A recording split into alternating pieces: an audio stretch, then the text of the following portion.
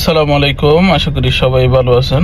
ইতিমধ্যে আরব আমিরাতে বাংলাদেশের ভিসা বন্ধ থাকার কারণে ইনসাইড বলেন আউটসাইড বলেন, যারা আরব আমিরাতে বর্তমানে আছেন, যারা ক্যান্সেল হচ্ছেন অথবা ক্যান্সেল হয়ে বর্তমানে আবুধাবি কিংবা শারজাতে পার্টনার ভিসা করতেছেন, আপনারা হয়তো জানেন আরব আমিরাতে প্রতিটি ট্রেড লাইসেন্সের আন্ডারে বর্তমানে কর্পোরেট ট্যাক্স রেজিস্ট্রেশন করতে হচ্ছে 3 মাসের মধ্যে।